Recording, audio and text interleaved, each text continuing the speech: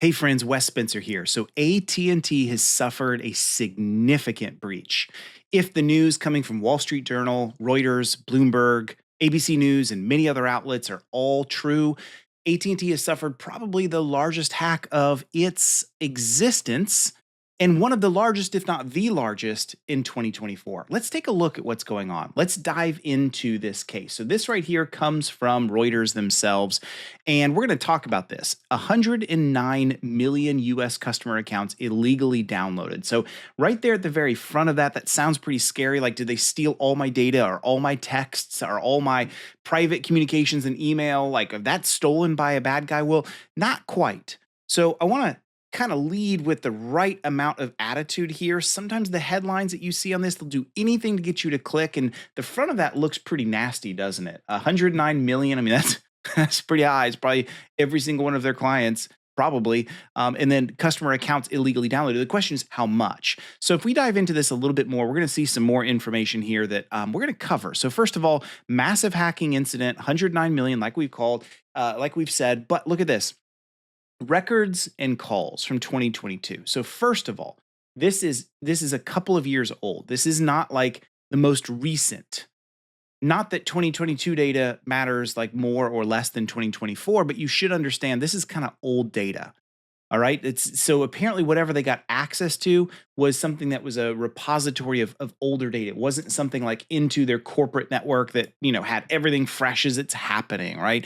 US telecom company said FBI is investigating and at least one person has been arrested. So that part is really interesting, isn't it? It makes you wonder. We're going to see what comes out of this from the news. Was it an AT&T employee that was arrested? When did this happen? It looks like it occurred in April, but then the big question becomes, if this happened in April and only a few months later did it get announced, meaning today, and there's an arrest that went with it, it looks like AT&T probably was aware of what happened for quite some time. Probably working with FBI and investigators, they kept this thing quiet under the government's nose while research was being done, and now they've made an arrest. So when more information breaks on this, happy to cover that on who the arrest was, and if we think that they actually found the culprit, or it's just maybe someone in the line of the attack, but not the direct person involved. We don't know if it's an insider. We have none of that detail yet. But it's interesting to me because this whole idea of this thing happening way back in April and then not being disclosed. You know why that's pretty interesting to me? For this reason right here. We've been told by SEC, we've been told by some of the new laws that have come out, we don't have much time before we notify the public, especially if you're a publicly traded company like AT&T is. So I would love to know a little bit more. Why was there a gap between April and now the reporting has come out? Maybe they did report it, but not to shareholders. So this is really interesting to me. Or maybe it happened in April, but it wasn't discovered until maybe recently, like within the last 30 days. We don't have the information yet, but I do think it's really curiously, suspiciously interesting that this happened in April and an arrest came with it, and we're only now finding out about this. Pretty wild. AT&T's breach is the latest big hack to hit. We know this. They talked about in this article Change Healthcare being smacked by a ransomware attack that was pretty significant way back in February. So this is like the next big one. This is far bigger just in terms of records that have been obtained, but maybe not as significant, especially to like life and loss of life as Change Healthcare. So it's pretty interesting. AT&T said the compromised data includes, and this is where it gets really important, so don't miss me here. It includes files including AT&T records of calls and texts of nearly all AT&T's cellular and landline customers. So pretty much everything has been taken, but only, you see this? Records of calls and texts, not the actual content. The data does not contain the content of the calls or texts, or so they say, right? I mean, at this point, could it be possible that there's more to the story? I suppose so.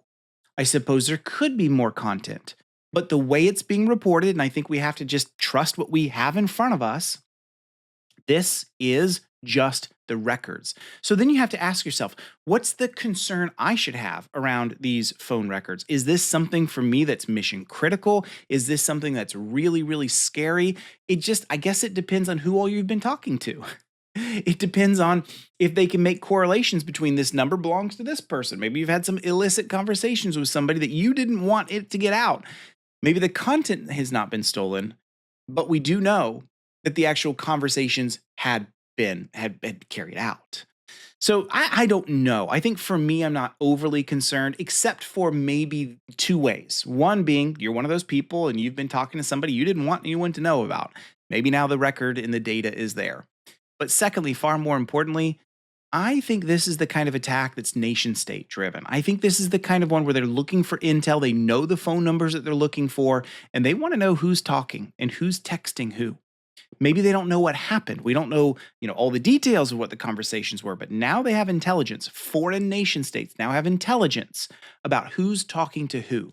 And there's a lot that you can correlate and learn and glean from that. So the next question is, but what happened to AT&T? In terms of stock price and valuation, well, AT&T shares were down 1.2% in early trading. That may not sound like a whole lot, but if you go and take a look at 1.2 and we just search AT&T market cap for a $134 billion company, 1% is nothing to shake a stick at. That's a pretty significant drop, right? And so, it's interesting to me to see that there is ramifications around a breach affecting your bottom line, affecting your valuation. Now, we'll see if they bounce back from that pretty quickly. They may. I'm not a stock trader. I don't pretend to cover any of that on this channel, but it's pretty interesting to see that right there. FBI did not identify the suspect, so we talked about this before, but they worked with AT&T and the Justice Department collaboratively through the first and second delay process. So there's our answer right there, the delay process. So it looks like there was some time that was granted when AT&T discovered the incident and then reported, because they probably had additional information. They were able to theoretically identify who the culprit or culprits might be. They decided they're going to give them a couple of delay processes before they shared everything that was going on. So I think that's pretty interesting. FCC is also conducting an ongoing investigation. What's interesting about this is we still don't know exactly how it happened, right? And is there gross negligence on the part of AT&T? Was it one of these things where they were doing a lot of things right and it happens? It's kind of interesting. So we do now know this. AT&T said April 19th is when the hacker claimed to unlawfully accessed and copied the call log. So that's way back in April 19th. And then the investigation found between April 14th and 25th, unlawful files exfiltrated. Okay. So that's kind of interesting. They learned about this on the 19th, but just about a week before, even within the week, the 14th to the 25th is when a lot of data was being exfiltrated out. So in other words, what AT&T is saying here is they discovered this in the middle of the actual exfiltration. They figured it out on the 19th, but data was going out between the 14th and 25th of April. Now, again, brings up questions. How is it they could discover it on the 19th, but then they didn't shut things down? They're still losing data from the 19th, 20th, 21, all the way to the 25th.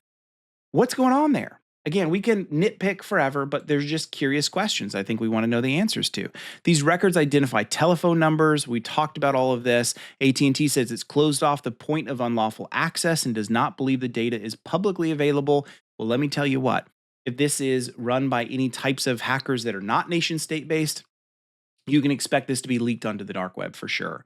If it is nation state, and it is going to be covered and stolen by a foreign adversarial nation, it may never go public. It may be like the OPM breach many, many years ago, where a lot of government data was stolen and it just simply wasn't leaked out. It was just kept by the nation state itself, I think China in that case.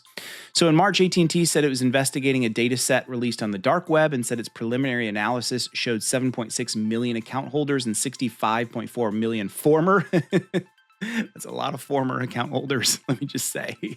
Anyway, the company said the data set appeared to be from 2019. So they've had this happen before. So there you have it.